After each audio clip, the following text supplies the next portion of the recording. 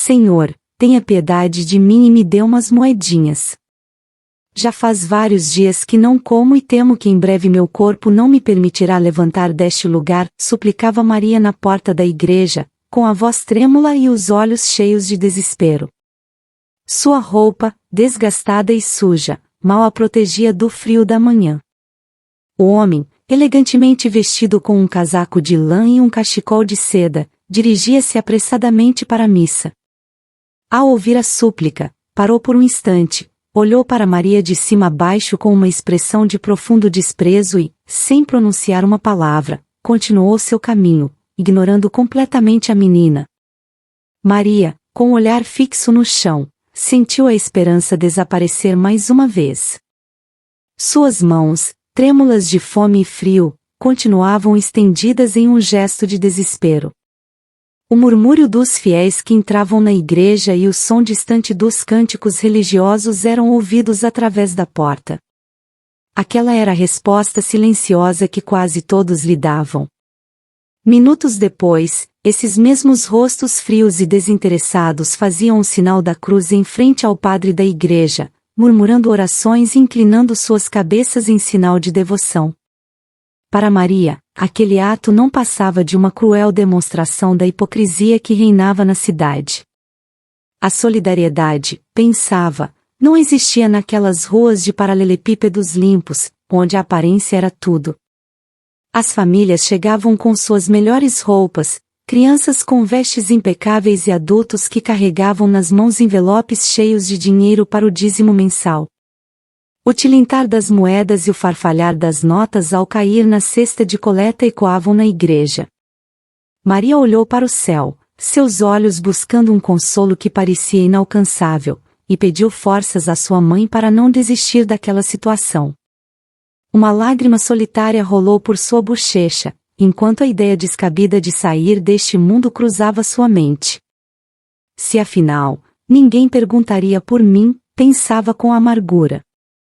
Seus únicos familiares, distantes e frios, demonstraram hostilidade desde que sua mãe faleceu, desprezando-a tanto quanto a memória de sua progenitora. Maria ficou órfã ainda jovem. Sua mãe, uma mulher de coração bondoso e sorriso caloroso, trabalhava incansavelmente para garantir o sustento diário, mas as dificuldades e o esforço desumano acabaram por adoecê-la gravemente. Em seus últimos dias, prostrada em uma cama improvisada em um pequeno e escuro quarto, ela sussurrou a Maria com uma voz enfraquecida pela doença. Quando se sentir sozinha, segure isto entre suas mãos e eu guiarei seu caminho. Maria, trêmula, olhou para o colar que ainda pendia em seu pescoço. Era um simples amuleto de madeira, esculpido com amor por sua mãe, que o deu a ela em seu último momento de vida. Seus dedos se fecharam ao redor do amuleto, sentindo o calor da madeira contra sua pele fria. A lembrança de sua mãe, com seu rosto pálido mas sereno, inundou sua mente. Sua mãe havia falecido devido a uma febre implacável, uma doença que ninguém na cidade se preocupou em tratar.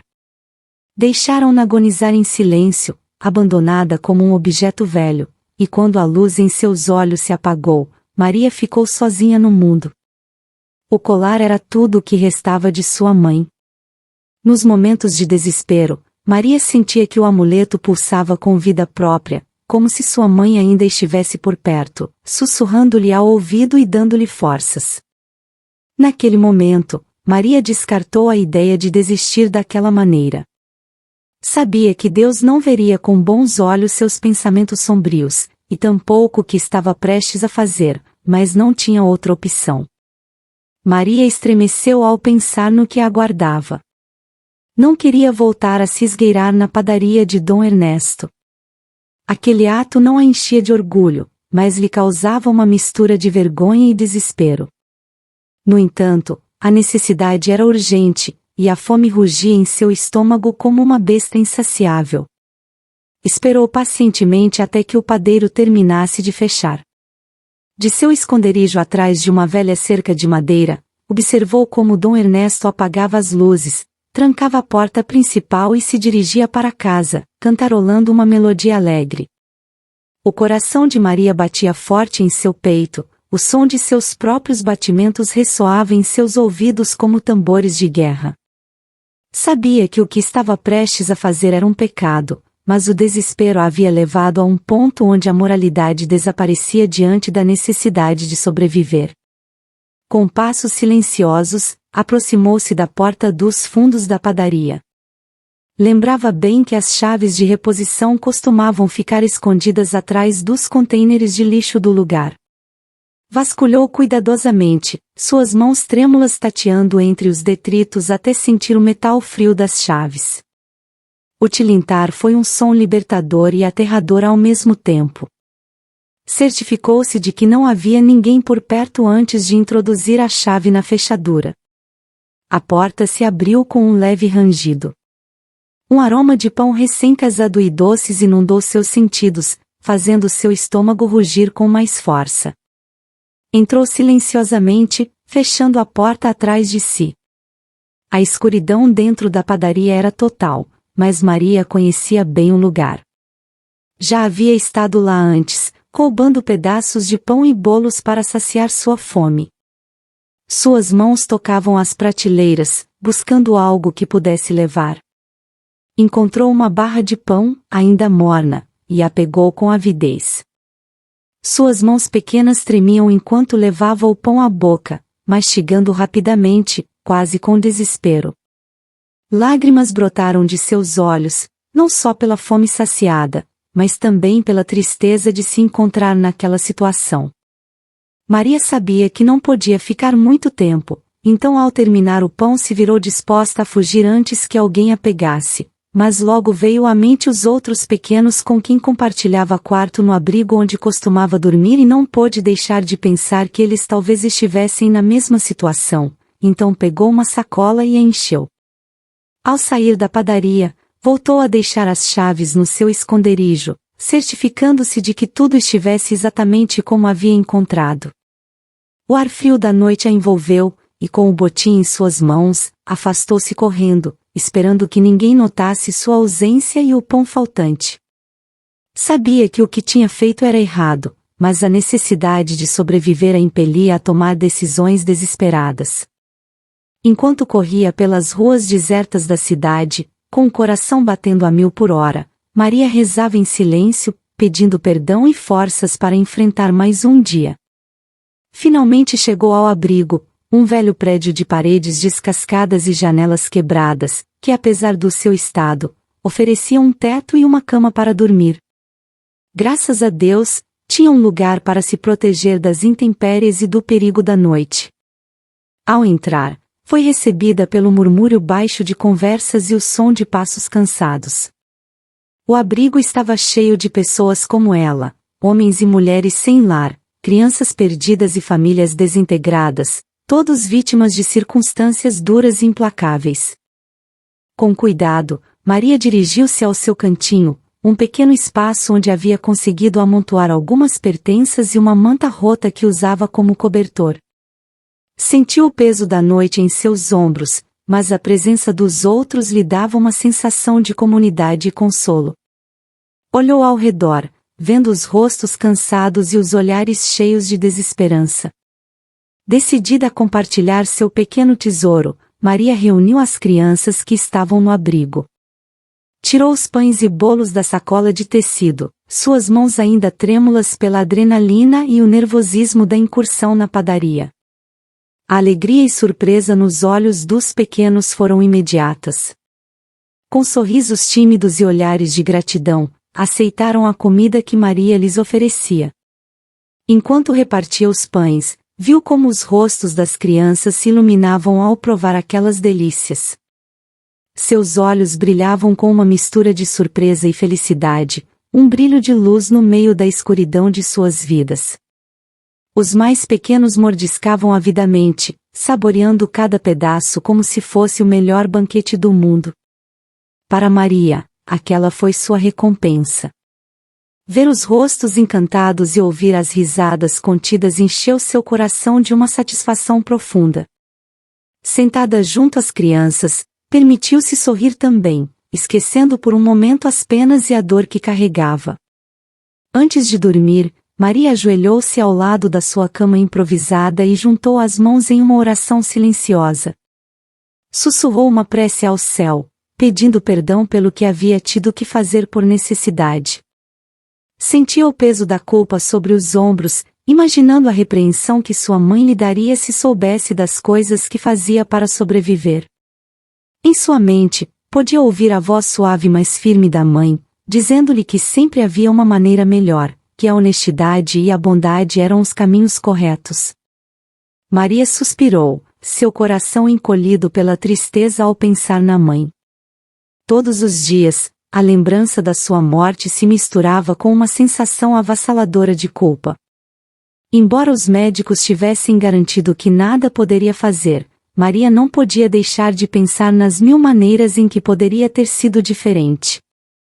Se apenas tivesse corrido mais rápido em busca de ajuda, se tivesse encontrado alguém disposto a ouvir seu desespero, talvez sua mãe ainda estivesse com ela. Essa noite, enquanto se encolhia sob sua manta rota, sua mente voltou àquele dia fatídico.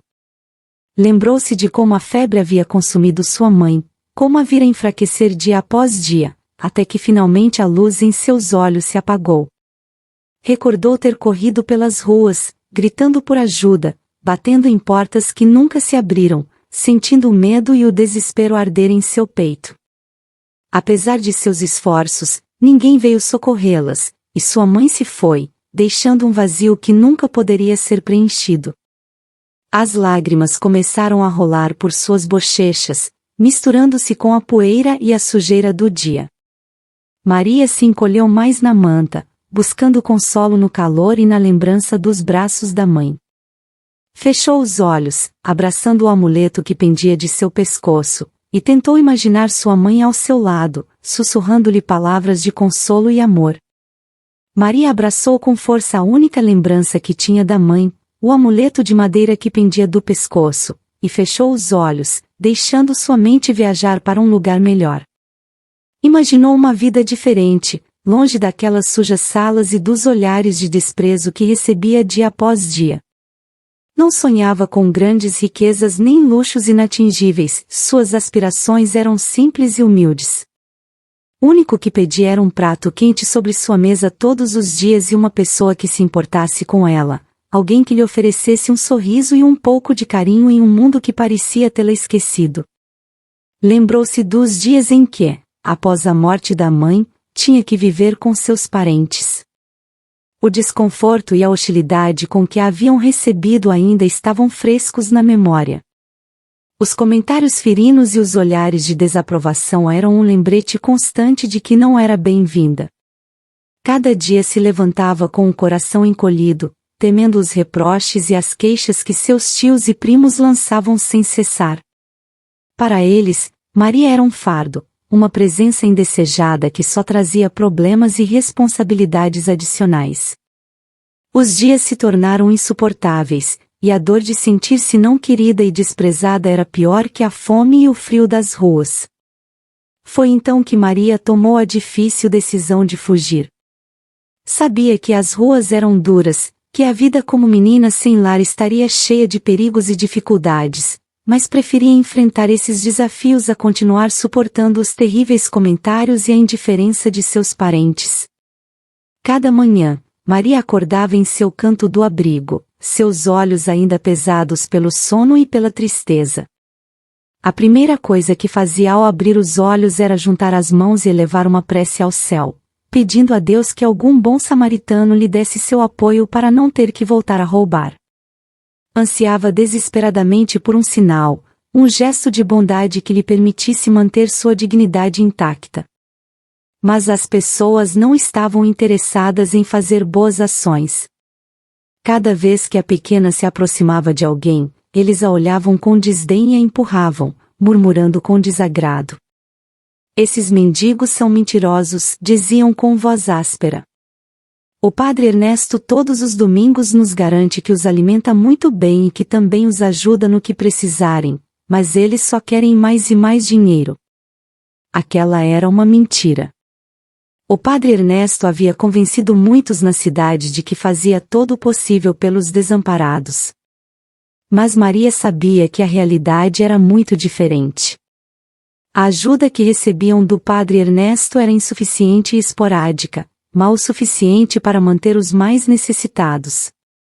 Maria recordava como o padre Ernesto lhes entregava pães duros e sopas ralas, sempre com um sorriso forçado e palavras de consolo vazias. Os outros fiéis, convencidos por seus discursos, sentiam-se confortáveis em sua ignorância, seguros de que seu dinheiro estava sendo bem empregado. Os empurrões e os comentários ferinos eram um lembrete constante de que, aos olhos de muitos, ela não era mais que um incômodo, um problema que preferiam ignorar. Apesar de tudo, a pequena não perdia sua fé. Todas as noites, ao ajoelhar-se junto à sua cama improvisada, voltava a rezar com fervor, pedindo força e coragem para seguir em frente. Uma manhã, enquanto Maria estava na praça da cidade, sentada em seu canto habitual, viu uma mulher elegantemente vestida que caminhava com passo seguro. A mulher, que irradiava um ar de graça e bondade, parou ao ver a pequena Maria.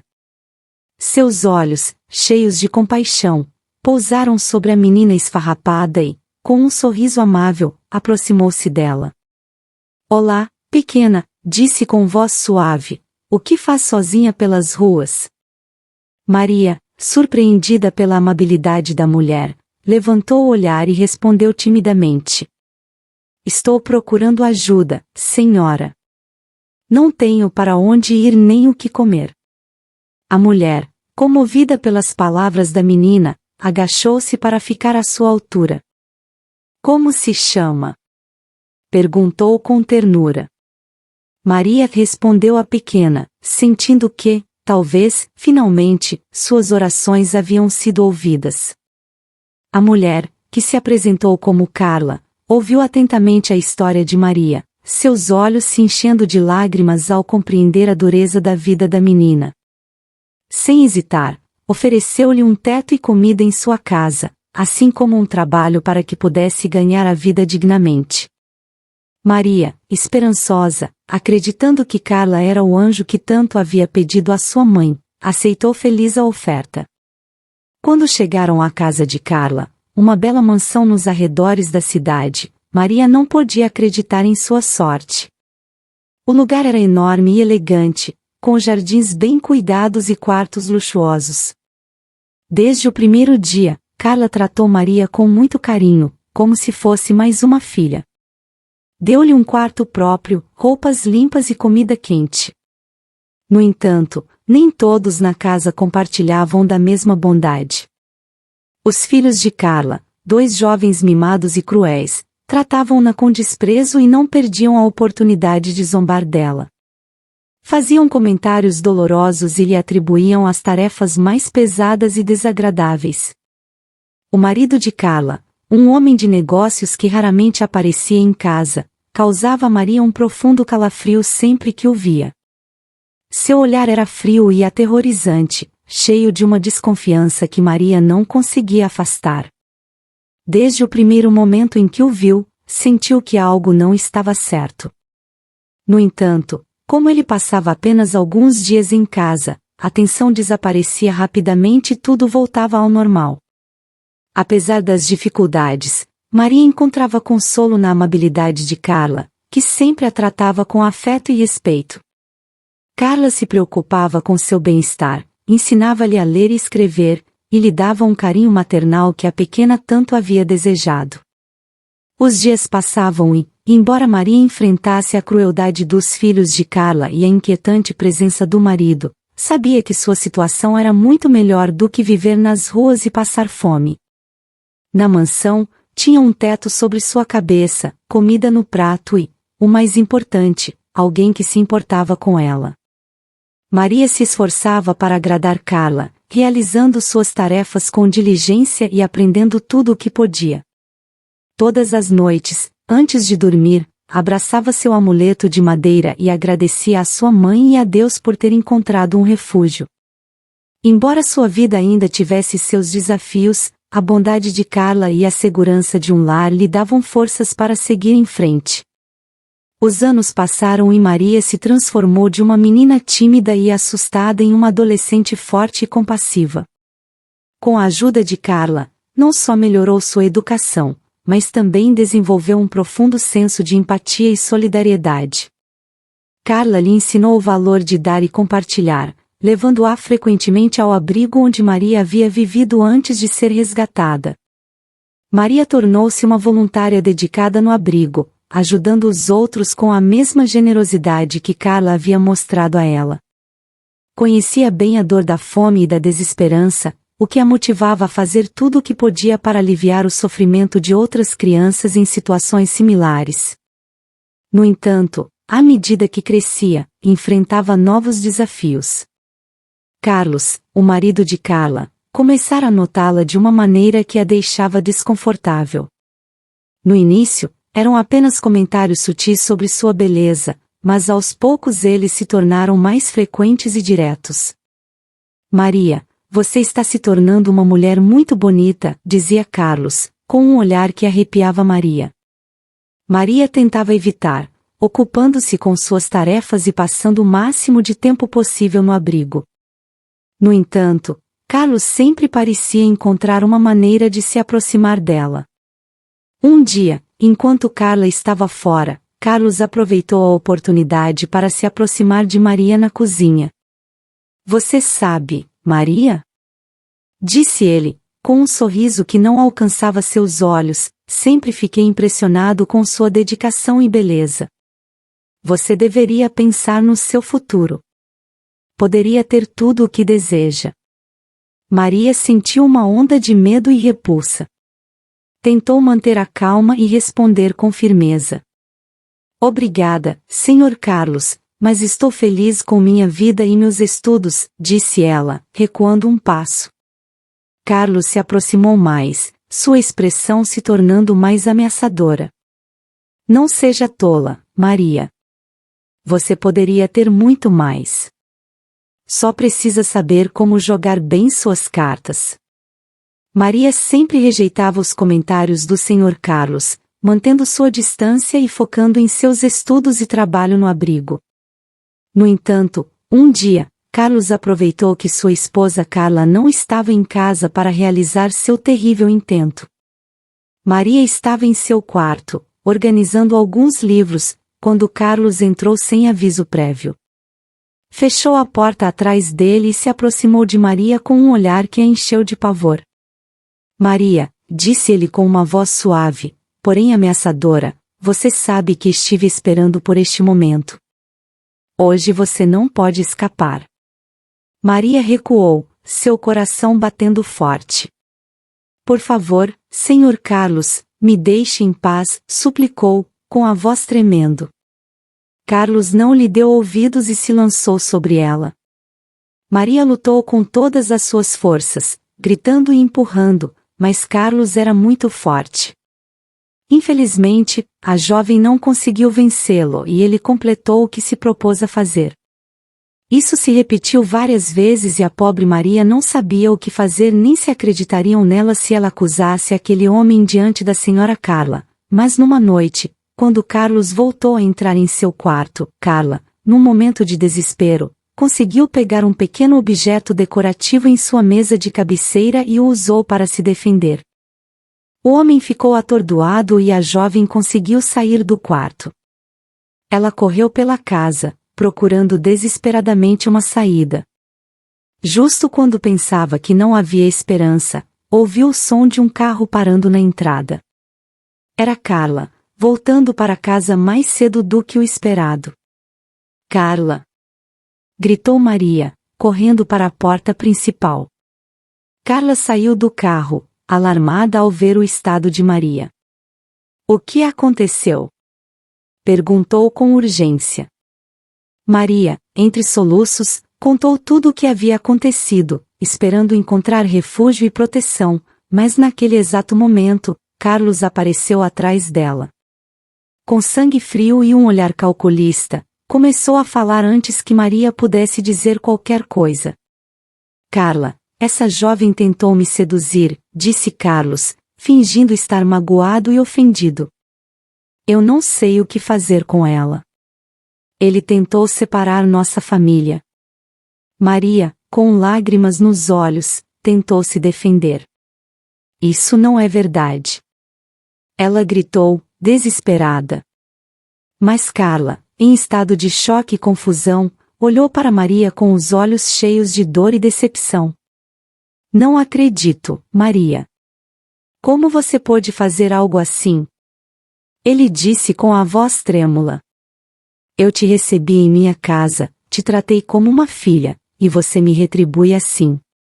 Não, Carla, por favor. Está mentindo. Maria implorou. Mas Carlos, com frieza calculada, continuou a manipular a situação. Não podemos permitir que alguém assim fique em nossa casa. Ele é uma ameaça para nossa família, disse ele, olhando para Carla. Carla, confusa e magoada, finalmente tomou uma decisão. Maria, você tem que ir, não posso mantê-lo aqui depois do que você fez, disse ela, incapaz de conter as lágrimas. Maria sentiu como se seu mundo estivesse desmoronando. A mulher que tinha sido sua salvadora, sua protetora, agora a jogou fora como um cachorro, acreditando nas mentiras de Carlos. Sem outra opção, Maria saiu de casa com o coração partido e sem saber para onde ir. De volta às ruas, lugar de onde foi resgatada anos antes, Maria se sentiu completamente sozinha e traída. Decidiu voltar ao abrigo onde morava, em busca de conforto e de um lugar onde pudesse reconstruir sua vida. Maria ficou com o coração partido depois de ser expulsa da casa de Carla. Ela vagou pelas ruas, com fome e frio, sem perceber que estava grávida. Os meses se passaram e a situação deles tornou-se cada vez mais desesperadora. A tristeza e a solidão levaram-na a uma depressão profunda e a sua saúde deteriorou-se rapidamente. Um dia, enquanto caminhava sem rumo, sentiu uma dor aguda no ventre. A dor era insuportável, e ela se contorceu na calçada, sem que ninguém dos transeuntes parasse para ajudá-la. As pessoas passavam ao seu lado, ignorando-a ou olhando com indiferença. Finalmente, um homem de meia idade, com o rosto marcado pela preocupação, compadeceu-se dela. Aproximou-se e viu o desespero nos olhos de Maria. Sem hesitar, levantou-a nos braços e levou-a a um hospital próximo. No hospital, a equipe médica percebeu rapidamente que Maria estava em trabalho de parto. Foi surpreendente para eles, já que seu corpo estava tão magro e desnutrido que mal havia sinais visíveis de uma gravidez avançada. Imediatamente, a internaram numa sala de urgência e começaram a se preparar para o parto. Maria estava exausta e assustada, mas a equipe médica trabalhou diligentemente para garantir tanto o seu bem-estar quanto o do bebê. Depois de horas de esforço, Maria deu à luz um menino. Maria olhou para o seu filho recém-nascido com olhos cheios de angústia e rejeição. Toda vez que via o seu pequeno rosto, não conseguia evitar lembrar-se da terrível noite em que Carlos tentou machucá-la. O bebê, prematuro e muito doente, era uma vítima inocente das circunstâncias, mas para Maria, sua presença era um lembrete constante do seu trauma. As enfermeiras notaram a atitude de Maria e tentaram entender a sua dor. No entanto, não foi até uma noite, enquanto Maria dormia na sala do hospital, que a verdade veio à tona. No meio de um sonho, Maria começou a gritar desesperadamente, revivendo o horror que havia passado. As enfermeiras vieram imediatamente e a encontraram tremendo e soluçando, presa em um pesadelo. Com o tempo, as enfermeiras compreenderam as razões da rejeição de Maria para com seu filho. Decidiram agir com empatia e compreensão, oferecendo a Maria a ajuda psicológica que tanto precisava. Proporcionaram-lhe terapia e apoio emocional, ajudando-a a enfrentar e processar o que havia passado. Através de sessões de terapia, Maria começou a se abrir sobre sua experiência. Pouco a pouco, ela entendeu que o que havia acontecido não era culpa de seu filho. As palavras de sua terapeuta e o apoio da equipe do hospital permitiram que ela visse o bebê como uma nova oportunidade em vez de uma carga. A bondade e o cuidado que recebeu lembraram-lhe do amor incondicional que Carla lhe havia proporcionado em seus primeiros anos. Um dia, enquanto segurava seu bebê nos braços, Maria sentiu uma mudança em seu coração. Lágrimas corriam por suas bochechas enquanto ela olhava para seu filho com novos olhos. Viu nele uma parte de si mesma, uma vida inocente que merecia ser amada e protegida. Lembrou-se de como Carla havia acolhido e cuidado, apesar de suas próprias dificuldades, e soube que precisava fazer o mesmo por seu filho. O processo de curar e aceitar seu bebê foi longo e cheio de desafios, mas com o tempo, Maria encontrou a força para seguir em frente. O apoio do hospital e do centro comunitário, junto com a dedicação de Ricardo, foram fundamentais em sua recuperação. Maria começou a participar ativamente de programas de apoio a mães jovens e vítimas de abuso. Compartilhou sua história com outras mulheres, dando-lhes esperança e mostrando que era possível superar até mesmo as experiências mais traumáticas. Seu filho, embora tivesse começado a vida com dificuldades, cresceu cercado de amor e cuidado. Maria nunca esqueceu a dor que havia vivido, mas aprendeu a transformar seu sofrimento em uma força para ajudar os outros. Com o tempo, tornou-se uma defensora dos direitos das mulheres e das crianças, trabalhando incansavelmente para criar um mundo mais seguro e compassivo. Sua jornada, embora marcada pela diversidade, tornou-se uma história de resiliência e redenção, demonstrando que o amor e a compreensão podem curar até as feridas mais profundas.